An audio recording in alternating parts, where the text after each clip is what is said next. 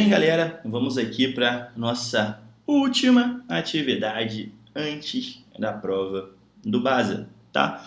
E essa nossa última atividade é a correção do nosso simulado, tá? Esse simulado já foi disponibilizado há muito tempo, né? Tá lá no grupo do Telegram, tem no site, eu vou deixar aqui na descrição. São 30 questões de conhecimento específico com aqueles temas que mais caem, né? Lembrando que conhecimento específico é a parte mais importante da prova, tá? Então, o que eu te aconselho? Tá? Deixa eu passar aqui que são suas redes sociais, material de estudo, vamos aqui para as instruções, tá?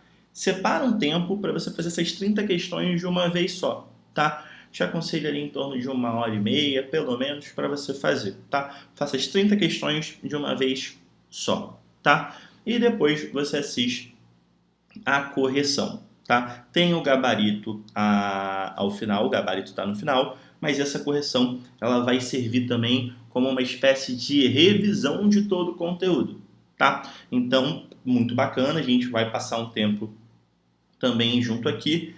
Sugiro que se separem 1h30 para fazer a prova, mas os 40 minutos, imagino que a gente consiga corrigir todas as questões, tá?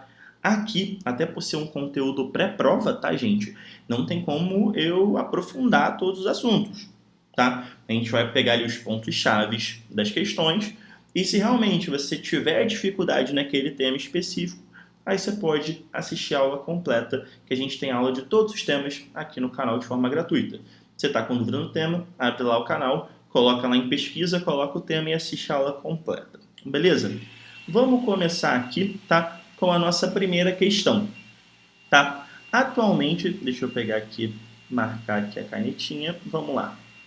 Atualmente, o sistema financeiro nacional é composto por órgãos normativos, entidades supervisoras e operadores. Tá? Aqueles três níveis, né? Aqueles três níveis do sistema financeiro nacional. Um dos órgãos normativos que compõem o sistema financeiro nacional é o... A gente viu órgão normativo, eu vou te dar um conselho, tá? Órgãos normativos têm conselho no nome. Conselho Monetário Nacional, Conselho Nacional de Seguro Privado, Conselho Nacional de Previdência Complementar, tá? Então, tem conselho, vai ser um órgão normativo. Por isso, o nosso gabarito é a letra C de casa. Simples assim, tá bom? 2. As sociedades de arrendamento mercantil, então aqui é uma questão de arrendamento mercantil, tá? São constituídas sob a forma de sociedade anônima, devendo constar obrigatoriamente na sua denominação social a expressão arrendamento mercantil, tá? Uma das operações típicas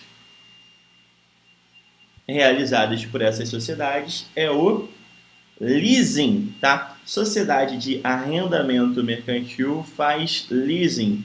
Sociedade de fomento mercantil faz factoring, tá?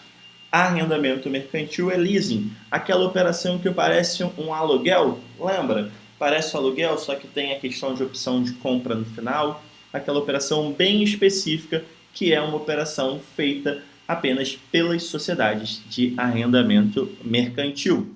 Até aqui tranquilo, conteúdo fácil e questões que caíram, tá? Em provas de concurso onde a banca foi a SESGRAN Rio, tá? Todas as questões daqui são oriundas da SESGRAN Rio. O Banco Central do Brasil é um órgão do subsistema normativo do Sistema Financeiro Nacional. Ele determina periodicamente a taxa de juros de referência para as operações de um dia com títulos públicos, via atuação de seu. Então vamos lá, a gente tem que entender o que essa questão está perguntando, tá? O que é essa taxa de juros aqui com operações de títulos públicos, tá? É a questão de operações que vão gerar, né, a taxa Selic, tá? E a taxa Selic, que é um instrumento de política monetária muito importante, é uma taxa definida pelo Banco Central através do Copom, tá? Então, a alternativa correta, letra B de bola. Tranquilo? Taxa de juros, título público, taxa Selic, instrumento de política monetária. Quem define? Banco Central através do Copom, tá? Lembrando aqui rápido, o Banco Central ele é composto por 3 pessoas. Quem compõe o Banco Central? O presidente do Bacen, o ministro da Economia e o secretário especial da Fazenda, tá? Outro ponto importante que pode aparecer na tua prova. Questão 4. Recentemente, 2 instituições se fundiram criando a B3. As instituições que se fundiram foram, tá? Aqui uma questão sobre a B3, tá? A B3, ela é a fusão, né? A composição da BMF Bovespa e CETIP, tá? BMF Bovespa e CETIP. Então, alternativa correta, letra E. A BMF Bovespa, ela trabalha com o quê? Né? Ela trabalha com questão de ação, direito de subscrição e tudo mais. E a CETIP é onde ficam registrados os títulos privados. Tá? Os títulos privados, eles ficam registrados na CETIP. Tá? Então, a união dessas empresas, né? Dessas instituições, na verdade, né? Formaram a famosa B3 e por isso o nosso gabarito é letra E, assunto simples, assunto tranquilo, tá? Até aqui a gente está gabaritando, né? Até aqui a gente está gabaritando, tá fácil. Questão 5. No mercado financeiro, além dos bancos, existem outras instituições que podem realizar transações financeiras. Entre elas estão as sociedades de fomento mercantil, que prestam um serviço de compras de direitos de um contrato de venda mercantil, como, por exemplo, a compra de duplicatas de uma empresa mediante um deságio. Tá? Então, aqui agora, a gente está falando de sociedade de fomento mercantil. Sociedade de fomento mercantil faz factoring. Por isso, o nosso gabarito é letra D. Tá? Muitas pessoas perguntaram, professor, por que isso não é desconto de título? Desconto de título é a mesma coisa que factoring? Não, não é. Se você pensa assim, você vai errar. Desconto de título, tá? Desconto de título é uma operação financeira, tá? Fornecida por bancos. Factoring é uma atividade, né? É algo financeiro realizado por sociedades de fomento mercantil. Banco faz desconto de título, banco faz vendor finance, compra finance, não faz factoring. Factoring quem faz são as sociedades de fomento mercantil. Por isso que não são a mesma coisa, tá? São entidades diferentes que fornecem esse tipo de serviço, tá? 6. Os cartões de crédito são, às vezes, chamados de dinheiro de plástico. Seu uso crescente como meio de pagamento implica vários aspectos, exceto, tá? Então aqui eu tenho que descobrir o que está errado, tá? O que está errado.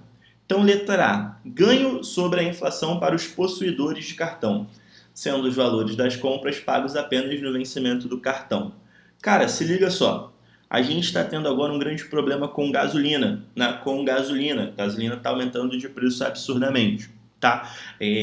Teve um último reajuste agora recente e já está sendo repassado para as bombas. Em algumas cidades já repassou, em outras cidades ainda não repassou. Pensa que na tua cidade ainda não repassou, ainda está com preço antigo. Você foi lá no seu posto hoje e pagou com o cartão de crédito, tá? Essa compra você só vai pagar daqui a, sei lá, 30 dias, 35 dias, lá quando vencer a tua fatura, né, do próximo mês.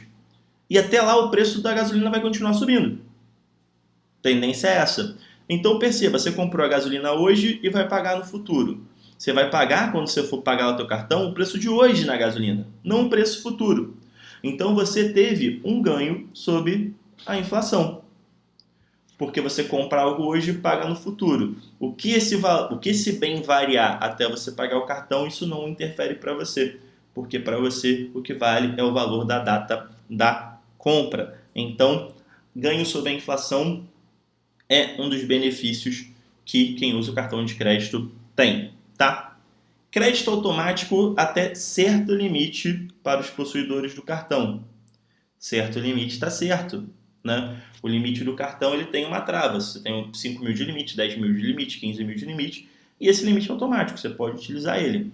E ele até volta, né? Ele até volta se você pagar, né? Que é a característica rotativa, tá? Então, letra B também está correta. C. Aumento da demanda de papel moeda pelos possuidores de cartão. O que seria aumento de papel moeda? Ou seja, quem possui cartão, segundo essa alternativa, tá? Quem possui cartão teria que ter mais dinheiro em espécie. E não é isso, né? Quando você tem o cartão, você não precisa ter papel moeda na carteira, né? Eu, particularmente, ando praticamente sempre sem dinheiro, só com o cartão. Então, a alternativa que está errada é a letra C. Então, por isso que ela responde, né? Porque exceto, ou seja, tudo faz parte do cartão, exceto uma. A que está errada, que não é, né, uma característica do cartão de crédito, é a letra C. Tá? Letra D, aumento de segurança da transação. Sim, tá? Muito mais seguro, porque você está pagando no cartão, então você não está andando com dinheiro. Então, para o comprador é muito bom que você não fica com muito dinheiro na carteira. E para o vendedor também, né? Porque ele não vai ficar com aquela quantidade absurda de grana no caixa, podendo ser assaltado ou algo do tipo. E também induz o crescimento de vendas para os estabelecimentos que possuem as maquininhas. Tá? Então, a única alternativa que é errada, né, que não tem a ver com cartão de crédito, é a alternativa C. Como a questão fala, né, exceto quer saber aquilo que não tem a ver com cartão de crédito, a alternativa correta, letra C. Vamos lá. 7. Os pagamentos bancários realizados por intermédio de títulos e carnês são instrumentos que facilitam as operações de cobrança, gerando mais eficiência no processo de repasse dos recursos. Nesse sentido, após o pagamento de um boleto pelo sacado, o cedente deve... Então vamos lá, tá? Quem que é esse cedente aqui? Cedente é o cara que realmente cedeu o boleto, né? Cedeu o boleto.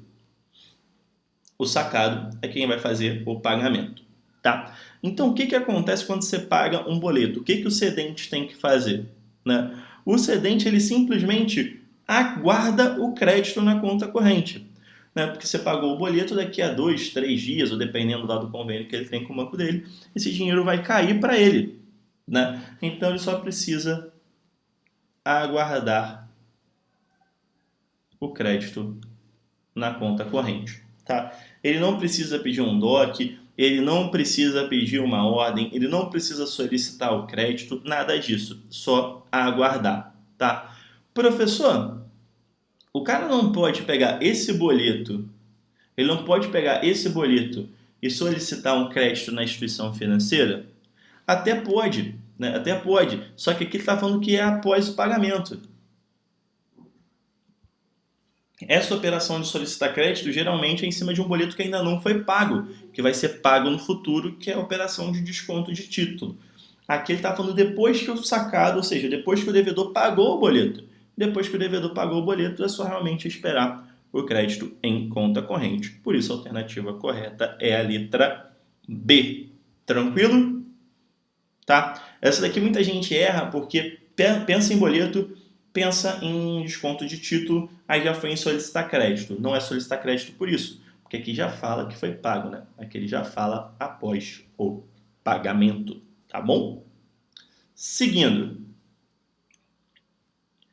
Atualmente, os bancos possuem diversos tipos de produtos para financiar as relações comerciais, desde as realizadas por microempresas até as realizadas por grandes empresas.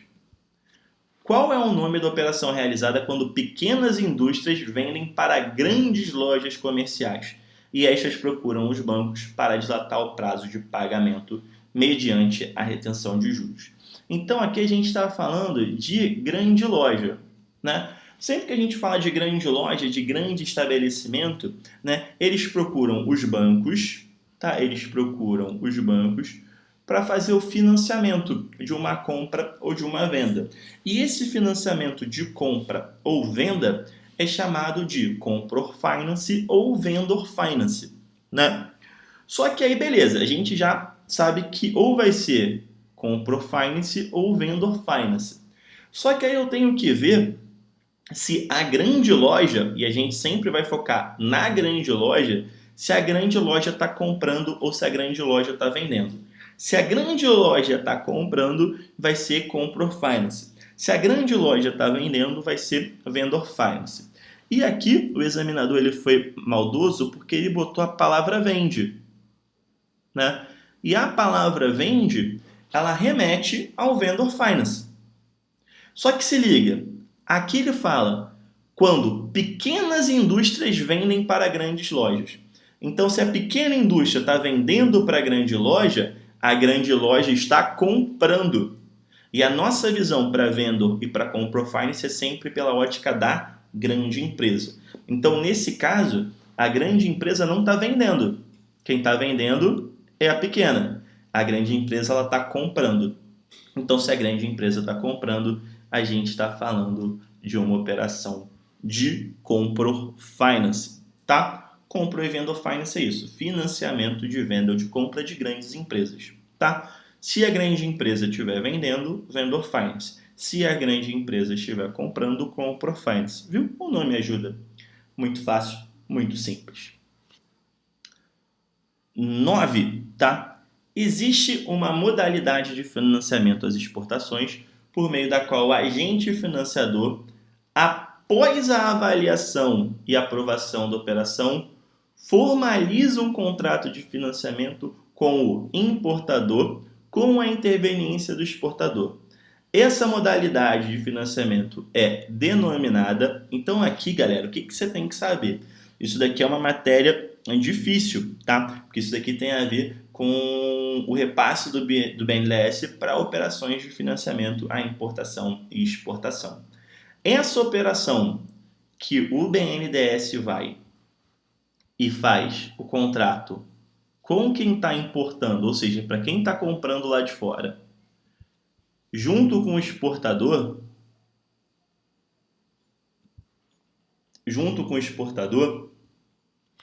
é o Buyer's Credit, letra D, tá?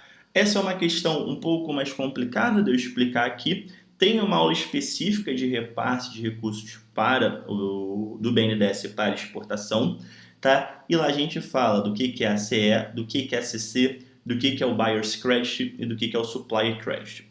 Se você já estudou esse assunto, para você matar essa questão, era só você fazer esse link.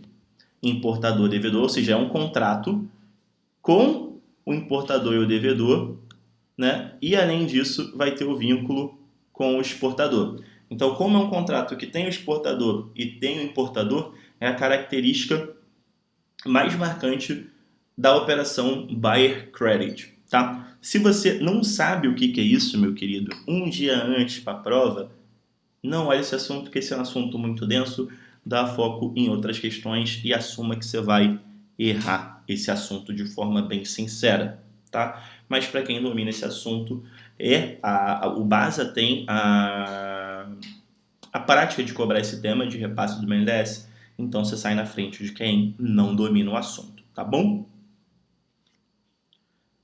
Vamos lá.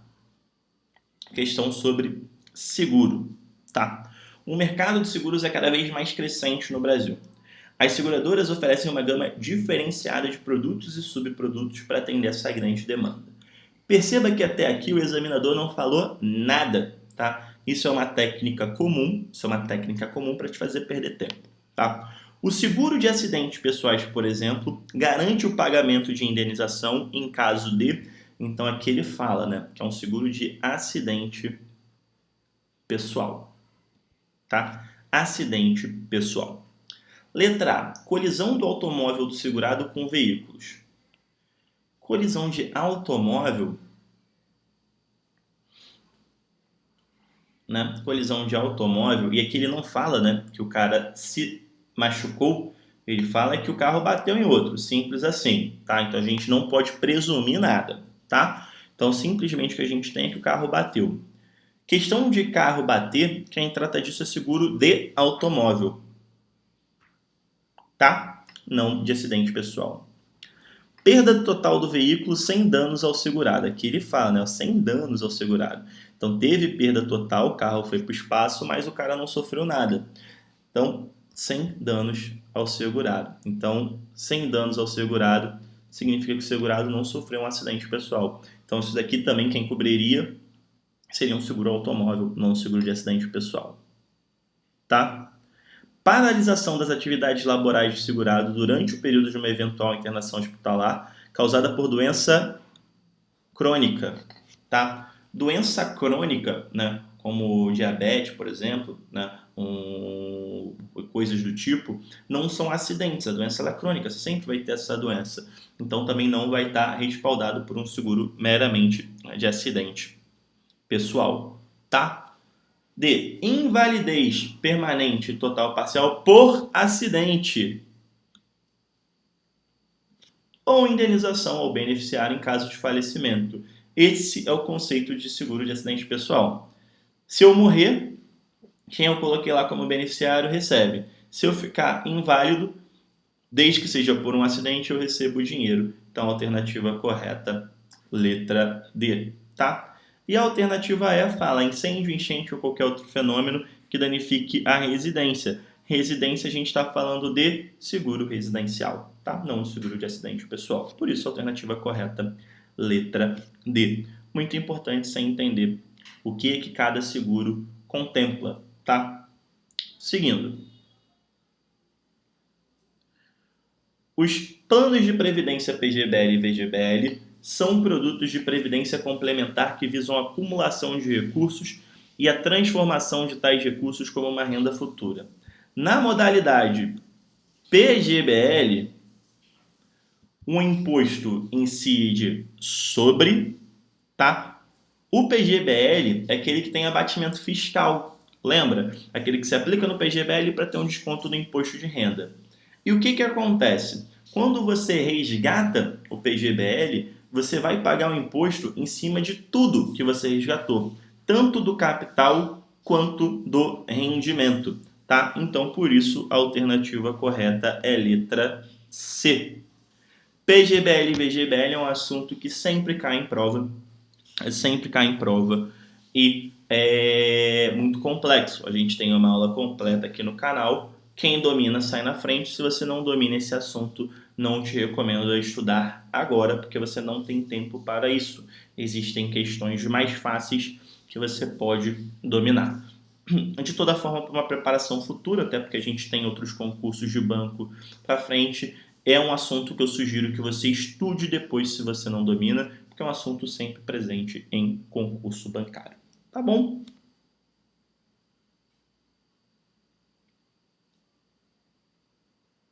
Alternativa 12. As ações preferenciais de uma sociedade anônima de capital aberta, negociadas no mercado de valores imobiliários, concedem a seus titulares uma série de vantagens em relação às ações ordinárias. Assim, as ações preferenciais, então aqui a gente tem as ações preferenciais e a gente tem as ações ordinárias. Ação preferencial, como o nome já diz, ela dá preferência a alguma coisa, né? Então ela dá preferência ao quê? Ao cara receber, né, a questão de dividendos primeiro, ele recebe antes de quem tem ação ordinária, e também dá o direito a reembolso de capital se a empresa tiver algum problema, se a empresa vier a falir ou algo do tipo, né? Quem tem ação preferencial recebe primeiro. A ação ordinária é aquela ação que dá direito a voto, né? A ação ordinária é aquela onde quem é o possuidor tem uma participação mais ativa na empresa, tá?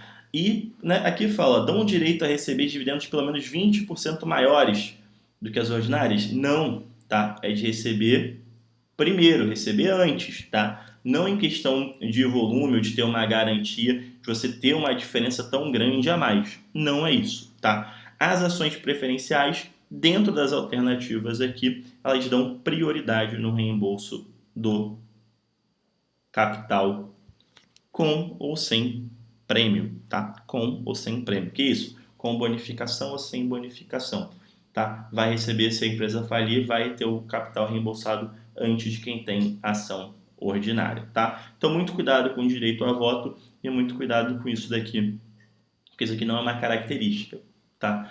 Tem a preferência na ordem de recebimento, tá? Na ordem de recebimento. 13. A emissão de debêntures permite à empresa captar recursos sem recorrer ao crédito bancário.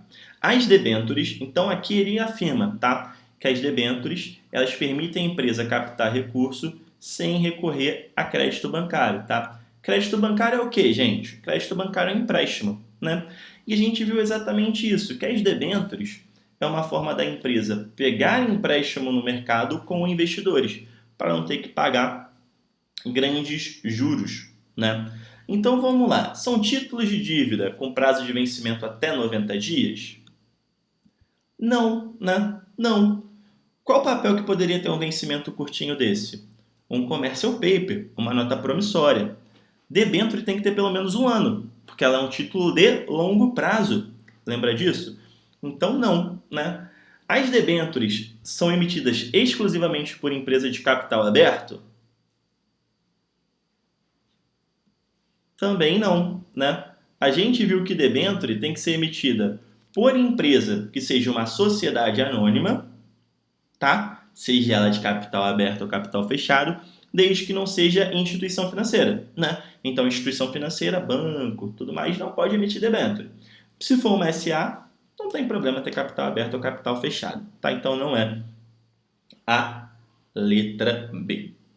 Permitem à empresa emissora, ou seja, quem está emitindo a debênture, ter recurso, ou seja, captar dinheiro, sem aumentar a pulverização da propriedade. Exatamente isso. O que é aumentar a pulverização da propriedade? É o que acontece com ação, né? Porque quando você emite ação, você obtém recurso, mas você tem novos sócios, que é quem comprou as ações. Na debênture não, você deu a debênture, continua o mesmo quadro societário, né? Quem comprou a debênture é o seu credor, né? Você deve para esse cara, mas ele não é seu sócio. Então a alternativa C está correta.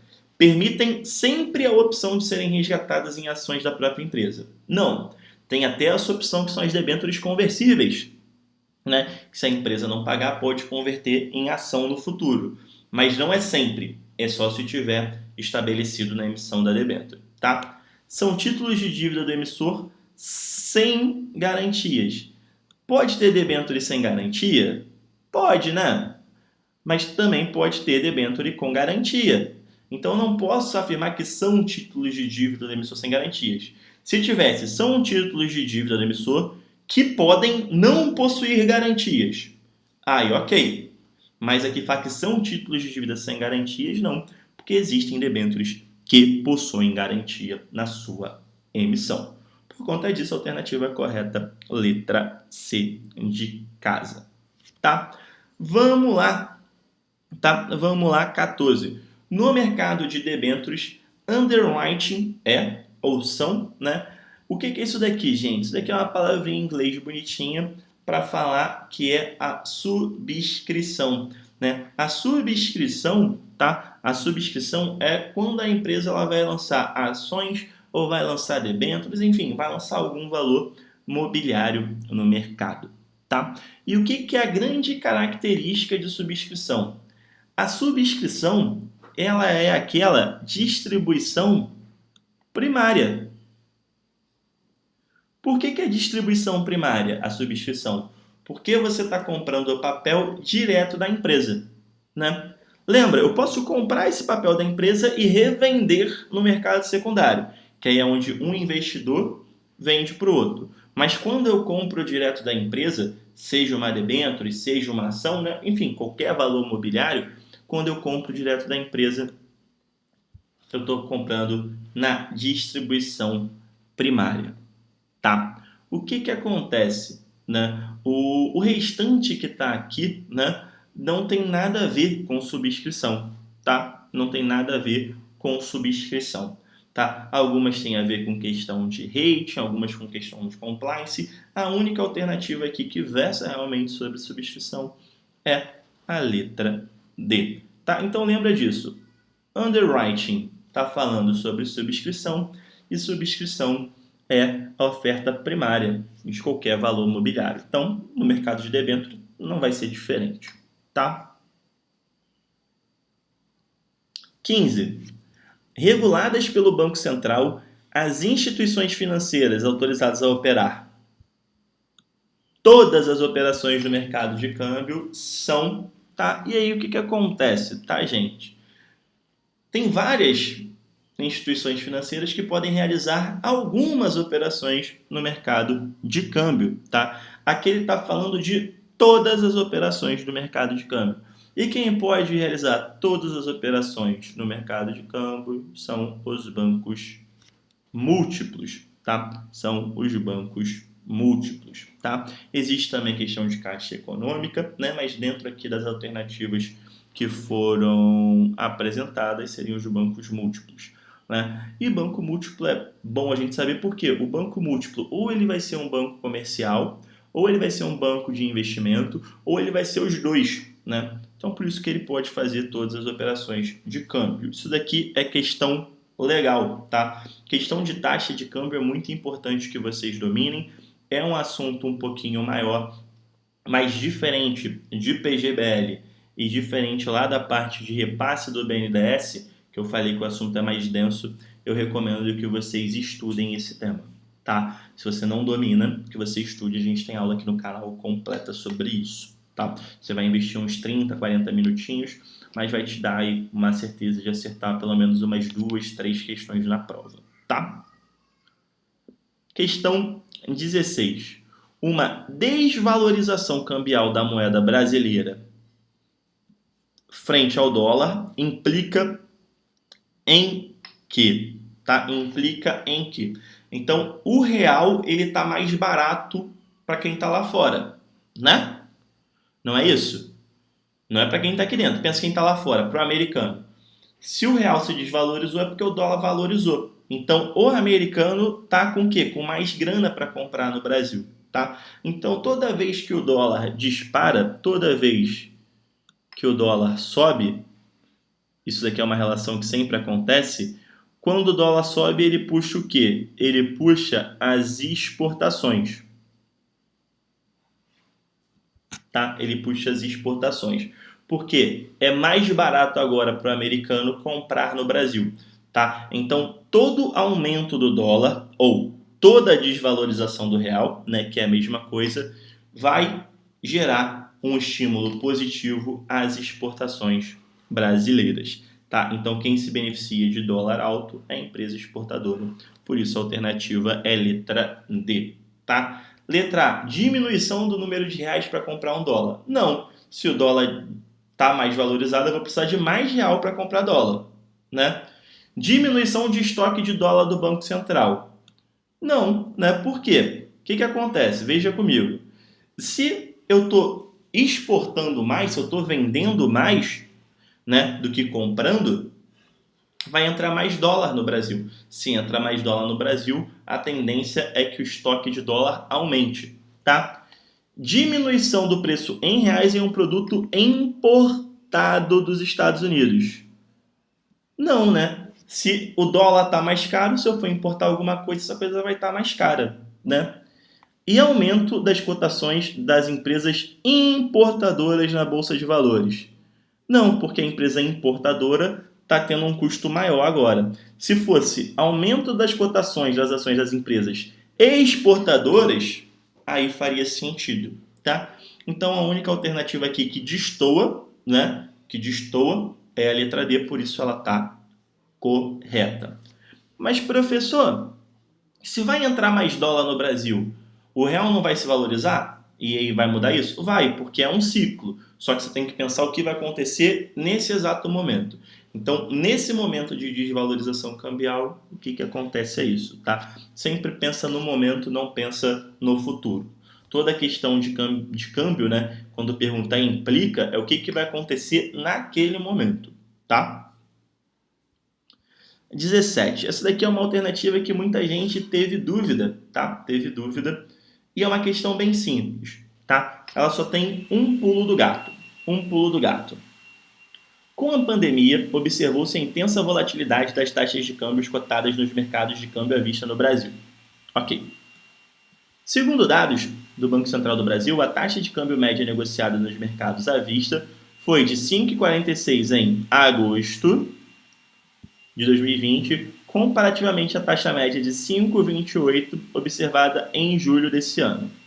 Sendo assim, constata-se que entre julho e agosto de 2020, o real brasileiro mostrou-se em relação ao dólar americano. Aí pergunta, o que acontece? Muita gente vê primeiro 5,46 e depois 5,28 e acha que o dólar ficou mais barato.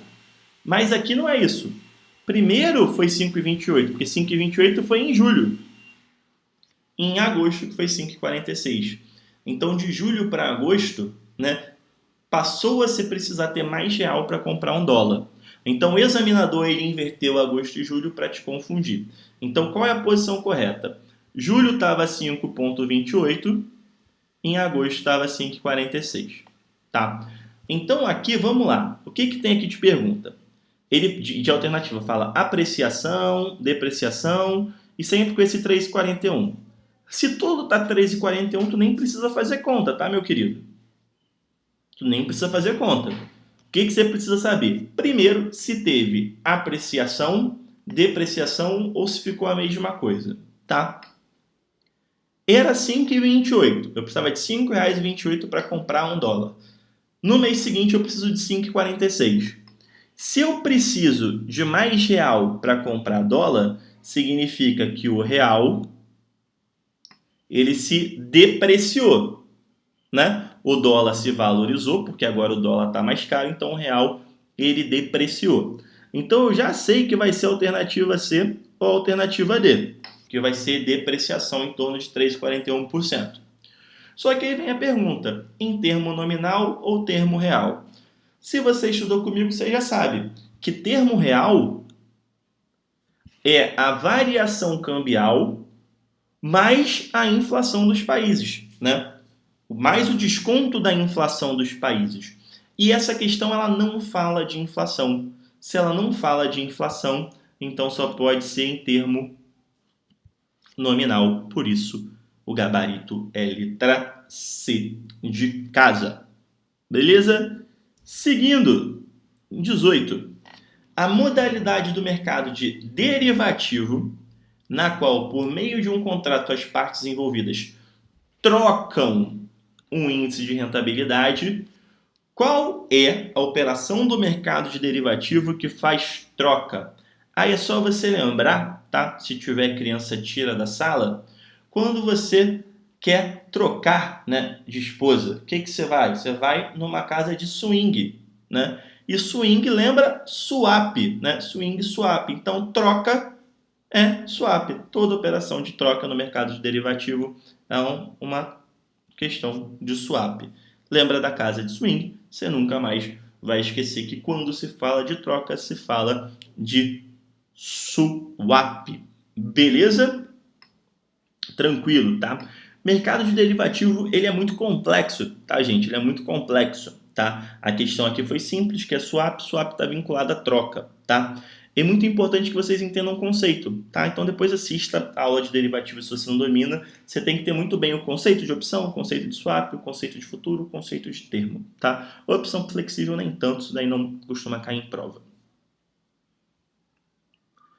19. No mercado a termo de ações da B3, as operações podem ser encerradas. Tá, gente, aqui não tem muito jeito, tá? Isso daqui é decoreba, tá? Operação no mercado a termo tem que ter no mínimo 16 dias e no máximo 999. E aí a gente fica em dúvida entre a B e a C, né?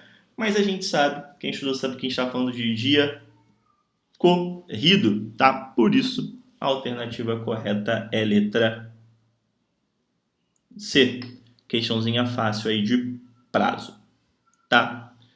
Vamos falar um pouquinho de garantia, tá? Ao conceder uma fiança bancária a determinado cliente, um banco garante o cumprimento de uma obrigação por esse cliente, mediante uma remuneração. A fiança bancária, aí ele pergunta. Então, a fiança bancária é um serviço seguinte, vamos supor que você quer alugar um imóvel. Você precisa de um fiador, mas ninguém gosta de você, ou todo mundo acha que você é duro, e ninguém quer ser seu fiador. Então você vai lá no banco e fala, pô banco, ninguém quer ser meu fiador. Você aceita ser meu fiador? e o banco te presta esse serviço. Tá? O banco fala, beleza, ele analisa o teu crédito, ele faz um estudo de crédito da tua vida, se achar que você é um bom pagador, ele te dá a fiança bancária. Óbvio que como é um serviço, ele vai te cobrar por isso. O banco não faz nada de graça. Então esse é o conceito de fiança bancária. Então, o que acontece? Tá? O que acontece? Não é uma operação de crédito, não é um empréstimo, é um serviço, tá? Então não tem a questão do IOF, tá? Não é utilizada para a questão de operação na bolsa de valores, não tem nada a ver com aquela conta garantia, né, com aquela margem de garantia que tem em algumas operações de derivativo, é nada disso, tá? O que é? É um serviço, tá? Precisa da aprovação de crédito, acabei de falar, então tem que ser aprovada. Aqui fala que não precisa, então a letrada também está errada. E aí vem as duas dúvidas, né? É proibida pelo Banco Central no caso de operações que não tenham perfeita caracterização em valor em moeda nacional. Ou tem remuneração limitada à taxa de juros de referência da economia. Não tem qualquer tipo de limitação, tá? Não tem qualquer tipo de limitação. E não pode ser feita em moeda que não seja estrangeira. Moeda que não seja nacional, desculpa. Não pode ser feita em moeda estrangeira. Então, fiança bancária, ela tem a proibição para qualquer tipo de garantia que não seja em real. Então, a operação ela tem que estar caracterizada em real.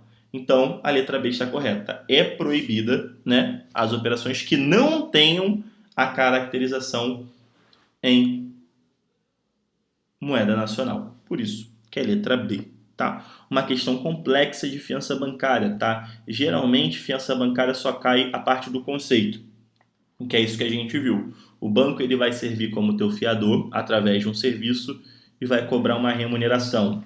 Essa questão daqui ela é um pouquinho mais elaborada, mas é boa para a gente treinar. Tá? Lembrando, tá, gente? Isso daqui é uma correção de simulado com o intuito de servir de uma revisão para a prova, tá? Não é para te ensinar tudo. Para te ensinar tudo, a gente tem a playlist completa. Então, se alguma coisa aqui passar muito rápido, você não entender, depois dá uma pesquisadinha lá na aula completa que você vai ficar craque, tá? 21. Devido à grande exposição ao risco de crédito, os bancos precisam utilizar meios para garantir suas operações e salvaguardar seus ativos. Qual o tipo de operação que garante, então a gente está falando de garantia, né? Que garante o cumprimento de uma obrigação na compra de um bem, em que há transferência desse bem, móvel ou imóvel, do devedor ao credor. Isso daqui é traduzido, né? Isso daqui é o quê? É o conceito puro de alienação fiduciária.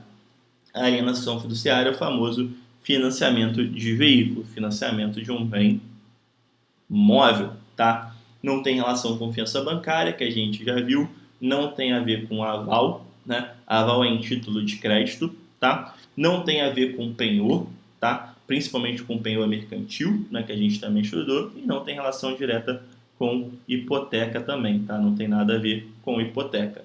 Tem apenas relação com a letra C, alienação fiduciária, tá? Garantia é um tema fácil, que as aulas são curtas e sempre cai em prova. Se você não domina a garantia, isso sim eu te recomendo que você assista aqui às aulas, tá? Eu estou falando sobre assistir ou não assistir, considerando que você está vendo esse vídeo na data que eu estou lançando ele, tá? Que é o vídeo feito para a prova do Banco da Amazônia, que vai ser amanhã, tá? Então eu estou falando aqui aquilo que é mais fácil de você entender de imediato.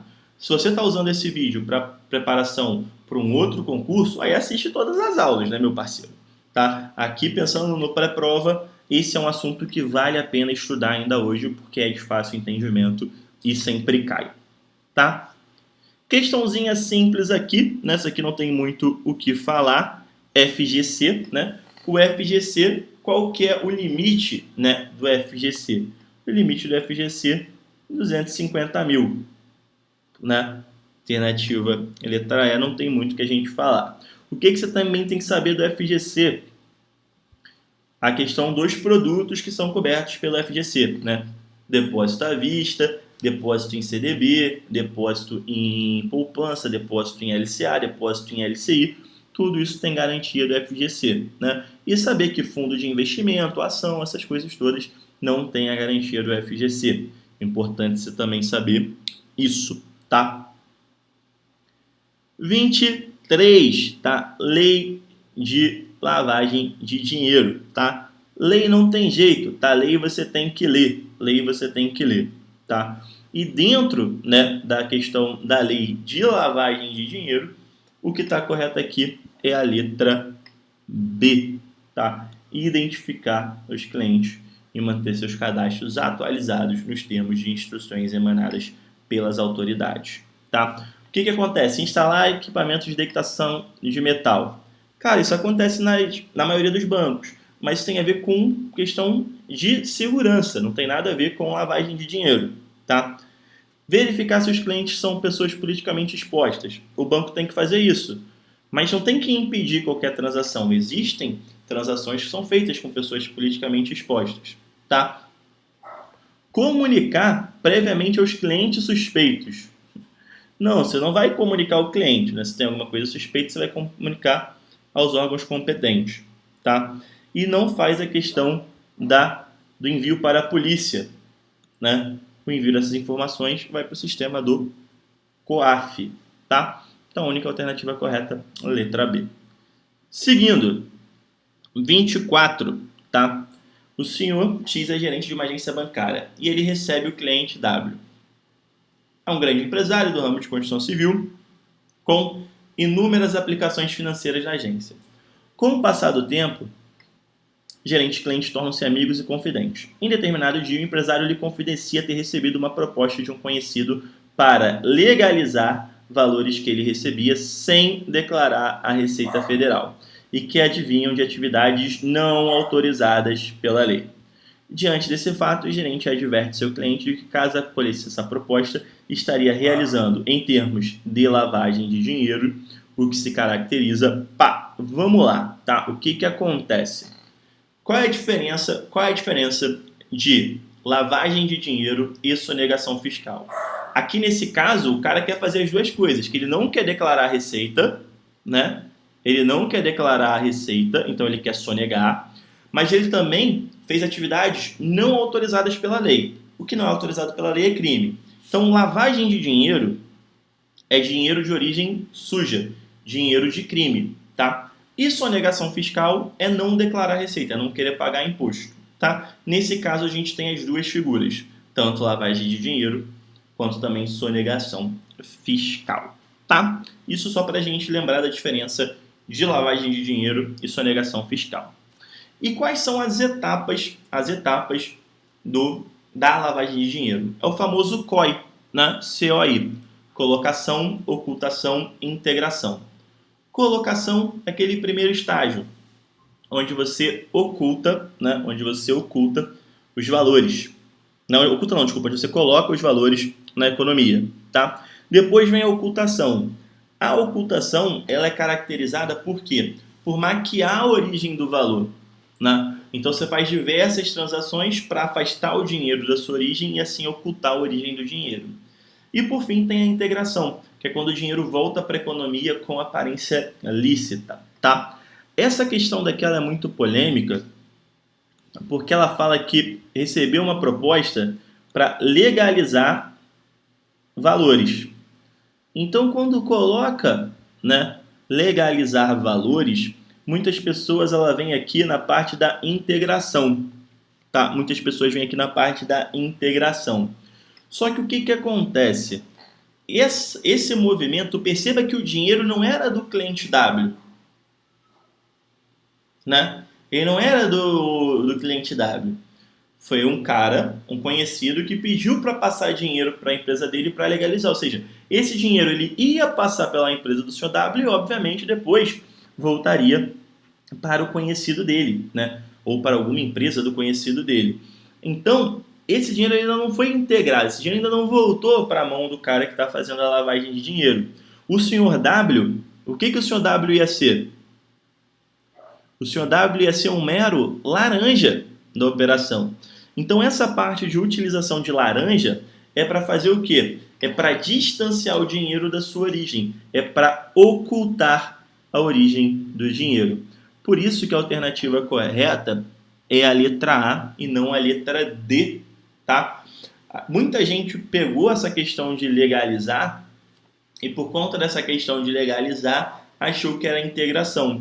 Mas aqui a grande sacada é você perceber que o Sr. W ele vai ser usado de laranja e todos os laranjas eles são utilizados para a parte de ocultação do recurso. Bacana? Seguindo, já no finalzinho, ampliar a utilização de instrumentos de comunicação interna para aumentar a motivação da equipe é uma estratégia de comunicação interna, é a comunicação com os próprios funcionários. Qual é o nome do marketing interno? Marketing interno, endomarketing. 25, letra B, tá? Letra B de bola. Ao analisar o mercado de uma região, o gerente identificou 3 tipos de clientes. O primeiro grupo decide o banco que contrata com base na rapidez do seu atendimento. O segundo grupo reúne os consumidores que consideram mais importante o custo dos serviços bancários cobrados. E o terceiro grupo é formado por indivíduos que levam em consideração a segurança que o banco pode oferecer, tá? Quais são os tipos de segmentação que existem, tá, gente? A demográfica, que é por dados estatísticos. Se é homem, se é mulher, idade, né? Ou questão de renda, tudo mais. Existe a geográfica, né? Então aqui a gente falou da demográfica, existe a geográfica, que é de localidade. Até aí fácil. E aí tem as duas que geram muita confusão, que é a comportamental e a psicográfica, tá? A psicográfica tem a ver com a identidade do cliente, aquilo que o cliente é. Então, se o cliente, por exemplo, ele é religioso, se o cliente é religioso, ele vai ter um determinado perfil de compra, né? Ele tende a comprar coisas que têm a ver com esse mercado religioso. Se o cara é nerd, por exemplo, como eu sou, eu vou querer comprar produtos de jogos, de séries e tudo mais. O cara que é vegano não vai querer comprar nada de questão de origem animal, né? Aproveitando aí a participação especial aqui do cachorro do vizinho que está curtindo a aula, né? Então isso tem a ver com a identidade da pessoa. O comportamento tem a ver com hábito e forma que a pessoa decide comprar. Então comportamento é aquilo que a pessoa faz, psicográfico é aquilo que a pessoa é. E toda essa questão ela fala sobre como os clientes decidem, tá? Como os clientes tendem a comprar. Qual o comportamento de compra desses clientes? Por isso, a alternativa correta é a letra A, tá? O que acontece?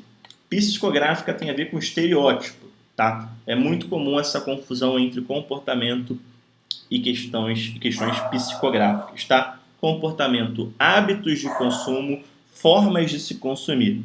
Psicográfica tem a ver com identidade do cliente. Seguindo. 27. O setor bancário, caracteristicamente de prestação de serviços, oferece também ao mercado uma grande quantidade de produtos. Um grande aliado desse setor é o marketing bancário, que utiliza diversas ferramentas para captar informações sobre seus clientes atuais e potenciais, possibilitando assim, de forma diferenciada e específica, ofertar novos produtos e serviços, conceder benefícios e segmentar os clientes, visando a ampliação da carteira do banco. Uma ferramenta muito utilizada pelos bancos, aqui é algo que a gente falou muito durante o curso, né? Uma das principais ferramentas utilizadas pelo banco na parte de marketing de relacionamento é o CRM. O CRM é uma ferramenta que ele capta a informação dos clientes, né? Ele capta a informação dos clientes. Para quê? Para você poder fazer ofertas cada vez mais específicas, tá? E, obviamente, quanto mais específica for a tua oferta, maior a chance de você vender e de manter o cliente satisfeito, tá? Então a principal ferramenta do marketing de relacionamento é o CRM. Questão tranquila, tá? Vamos lá. A matriz SWOT é um instrumento que auxilia os bancos a analisar o mercado. Ao elaborar essa matriz, um banco conclui corretamente, tá? Lembrando matriz SWOT. Matriz SWOT, ela fala de força e fraqueza, né? Força e fraqueza é do indivíduo, é da empresa, são elementos internos. E de ameaças e oportunidades, que são questões externas, tá? A letra A, ela fala do aumento do poder aquisitivo das classes C e D no Brasil, representa uma força para o banco. Isso está correto? Não, isso está errado. Por quê? Força é aquilo que o próprio banco tem. O aumento do poder aquisitivo é algo externo ao banco. Então, não é uma força, é uma oportunidade. Tá? O cenário econômico negativo do mercado é uma ameaça ao próximo exercício de vendas. Exatamente isso. O cenário econômico é algo externo, é um fator externo. E aqui é um fator externo negativo. Se é um fator externo negativo, vai ser uma ameaça. Então, a alternativa correta, letra B, de bola. Tá? Forte preparo da equipe é uma oportunidade? Não. A equipe é algo interno. Se a minha equipe está bem preparada, é uma força minha. Tá?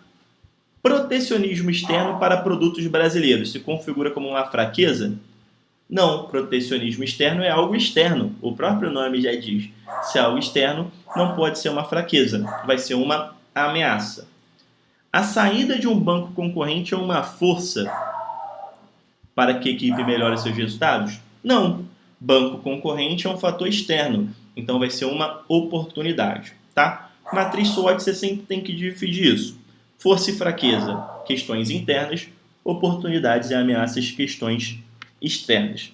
Por exemplo, uma ameaça para a nossa aula hoje é esse fator externo, que é o cachorro que não para de latir, tá? Então ele é uma ameaça, tá? Não é uma fraqueza. Penúltima questão. Atualmente os consumidores têm muitas opções no mercado em relação aos produtos e serviços que desejam ou que precisam. Para escolherem aqueles que mais se aproximam do que querem, baseiem suas escolhas em critérios que atendam, além das suas expectativas objetivas, às expectativas subjetivas. De maneira geral, a avaliação do consumidor recai sobre as características dos serviços. Até aqui, encheção de linguiça, tá? Aqui vem o comando da questão. Uma característica dos serviços é, vamos lá, separabilidade de seus fornecedores. Não, isso nem existe, tá? Uma das características dos serviços é a inseparabilidade, né? No momento que o serviço é prestado, ele é consumido, né? Então, uma das características é a inseparabilidade. Inexistência entre o cliente e a empresa. Se não tem interação entre o cliente e a empresa, não tem venda. Então, também não tem sentido, né? E a própria questão que a gente viu, né? Que o serviço ele é inseparável, porque no momento que tem o consumo, tem a produção. Então, existe a interação cliente e empresa, tá? Letra C, tangibilidade. Nada a ver, né? Nada a ver. Os serviços, eles são intangíveis. Não tem como tocar o serviço, né? Então, não. Imperecibilidade. Também nada a ver, né? Os serviços, eles são perecíveis. Agora, sim, os serviços, eles são variáveis. Os serviços dependem de quem vai fornecer o serviço. Então, você vai ter uma aula. Se o professor sou eu, você vai ter uma percepção. Se o professor for um outro, você vai ter uma outra percepção. Depende de quem vai dar aula. Então, realmente, o serviço é variável. O Uber, depende de qual Uber que você vai pegar. Aí você faz o mesmo trajeto todo dia e é sempre diferente esse serviço prestado. Às vezes melhor, às vezes pior, porque depende do carro, né? Depende do motorista, depende do trânsito. Então, os serviços eles são variáveis. Característica dos serviços é tema obrigatório, tá? Dominar. Quem não domina, assiste a aula depois individual. E por fim, tá? aqui uma questão sobre CDC, tá? Aqui o finalzinho não está aparecendo, tá? Da letra E. A letra E, será retirada a inscrição do registro do cadastro de inadimplente somente se houver medida judicial, tá? Mas vamos lá. Código de Defesa do Consumidor, você tem que fazer a leitura do Código de Defesa do Consumidor. Mas essa é uma questão muito simples, né? A menina, ela foi, pagou lá a dívida, e aí tem que tirar o nome dela do Serasa. O que tem que fazer, né? Tirar o nome do Serasa é um ônus do credor, ou seja, da empresa que tinha o direito a receber. Então você está devendo para o banco, você é devedor, o banco é credor.